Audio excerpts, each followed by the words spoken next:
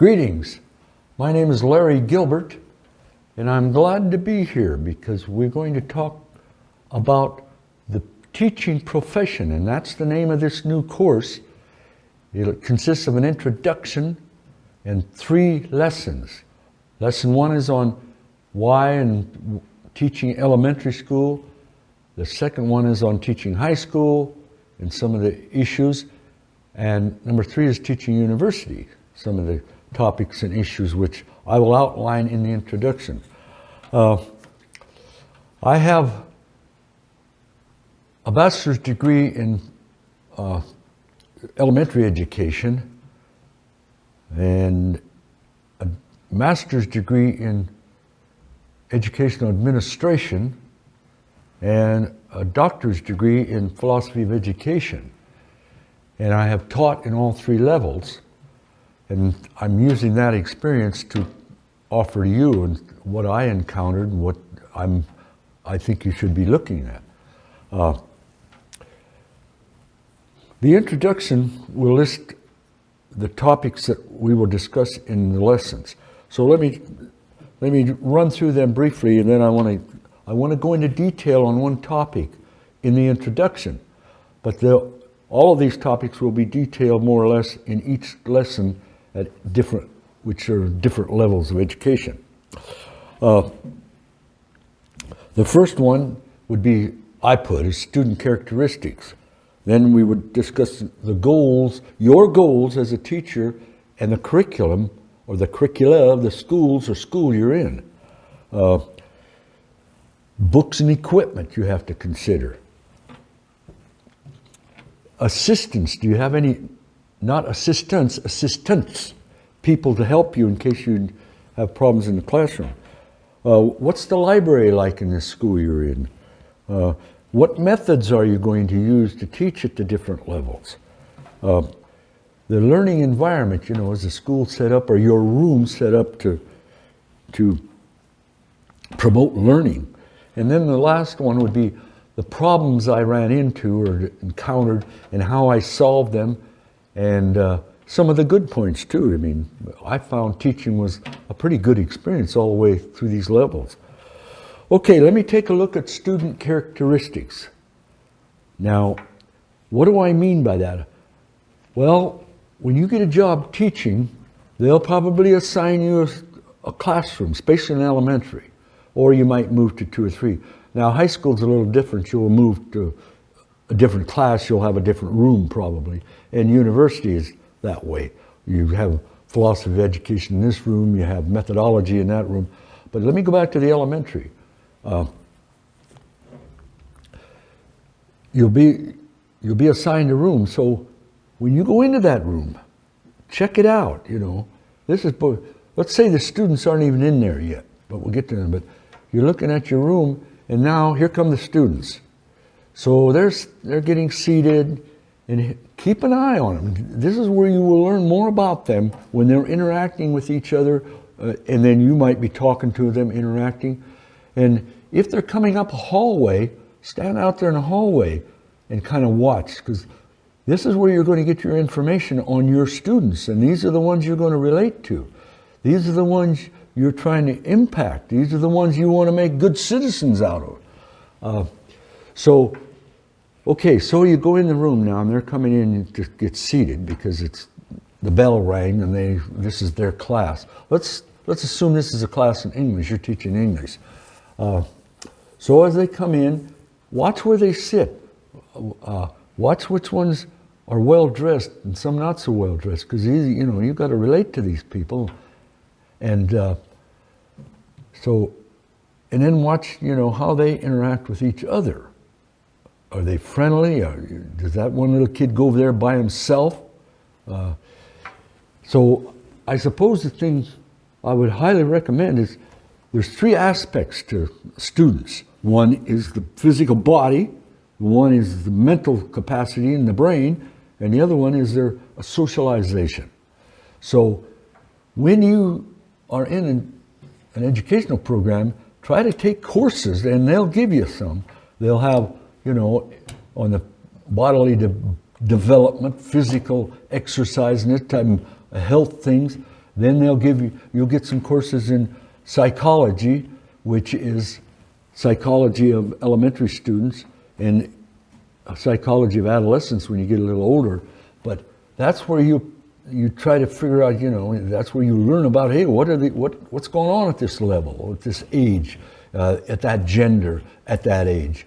And then the other one is sociology of education. Try to take some courses, if you don't, in sociology.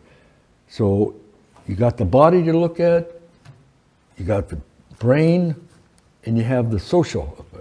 So if you get courses in that, it helps in your teaching profession. Okay, so now you're in there and you're saying, okay, now, what other situations could I learn more about these students? Well, when you go out for recess, go out there, even if you're not assigned to the recess. Go out there and watch those students and those kids playing out on the playground. And then when you're in the hallway, watch them.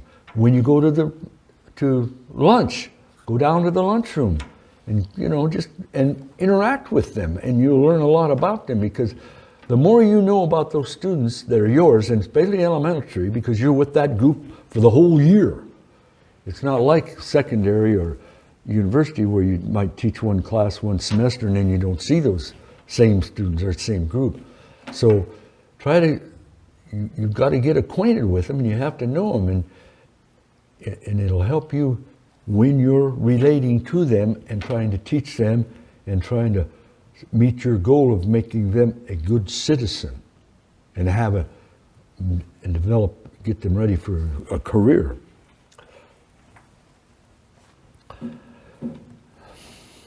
Okay, the next, all right, I think if you get familiar with them, now let me jump to the next thing.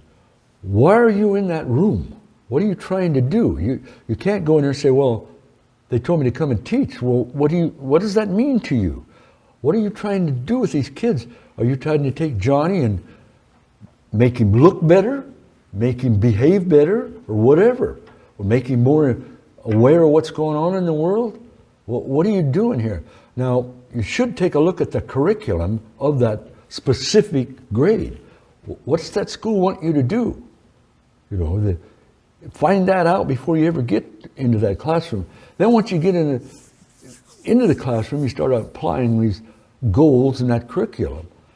But what do you see? What do you want to do with Johnny and Betty? Do you want them to become good citizens? How do you do that? You want them to, hey, think about treating your fellow man? How do you do that? Because some will have no problems. Others will have problems. And probably you'll go to the ones that have the problems, and then you'll be back over here with this student one day because he's got this problem. That next day will be another student. But you have to pin down what you're trying to. Why did you become a teacher? And I guess that's what I'm trying to do here, is say, as a teacher, I want to pass on what I was trying to do, where I had the problems, what was the nice things about teaching. And so that's what you have to keep in mind. Okay, the next thing probably is, and these might not be in priority listing here, but I've tried to do and put them that way, like knowing the students, number one, then what you're trying to do, and this would be books and equipment. So you walk into the room, you got 20 students, what do they have? Do they have books? Where are you getting your information here? Oh, do you have any equipment, overhead projectors, film projectors? Check that room out. And because some students will learn this way and some will learn better from that. But I suppose the number one thing in an elementary school to me was the book. Now, if you have to make it up as you go, that's a lot of work. But if the school, that's why you check out the curricula before you ever get into the room, and they'll have a book for this course, a book for that course. If they don't, then you're going to have to develop it some way. But most of them do have a book for that class, and that is important in this case. Another thing to look at are assistants, because you'll have a few problems, and they may not be major, but it's nice to have, okay, Joe over here is having a hard time with math. and he's having more difficult time than anybody. Is there somebody out there that could come in and help that student? Because you take him out of the class and he feels like he's a dropout. So it's better if you could bring in an assistant, even just for that class. So find out about that. Another thing, the library. Where is the library? Because that's one of your main resources. You know, your room is your biggest resource, and what's in there. And then you're in there, and so that's the big resource. But the library can be very helpful, you know, to help kids that will have special needs or special interest. Okay, then another one here is methods. Now, what methods do you intend to use here? Because you know, you can't come in and just lecture to I'm saying sixth graders because that's what I taught. But you can lecture a little, you can use blackboards, and you can discuss. Or you can have the students work on their own, or you can have them work in groups, or you can have some go to the library and work independently. This is what you'll learn after you're in there a while. So, okay, to learn it now, let me mention interest, because that's quite important, and I should have put it higher up. Find out the interest. Now you say, oh, I can't find out the interest. Yes, you can. Find out the interest of these students. And that was the number one key to helping them. If you find, because you got to follow their interest. You know, you can say, well, I'll change their interest. Well, good luck. That's a job, and it usually doesn't pay out anyway. Okay, probably the last one then would be problems. Now, you're going to have problems, minor problems. You know, Joe over there, he won't pay attention. He's working on something when you're trying to teach him English. Well, that's where the assistant might come in, but talk to Joe. That's not during the class. I mean, don't embarrass him and call him out in class, but, you know, work with him after. And then you can say, well, this problem, Betty's got a problem that's worse. I better talk to the parents. Well, that helps, yeah. Sometimes you don't get much help, or because they're having I always remember the case I had with a student. I couldn't get him to do much, so parent-teacher conference. Oh boy, I'll talk to the mother. Well, she said, "Oh, Mr. Gilbert, I don't know what to do. He lets the garbage and he won't empty the garbage." Well, that didn't help much, but at least you have to go to them.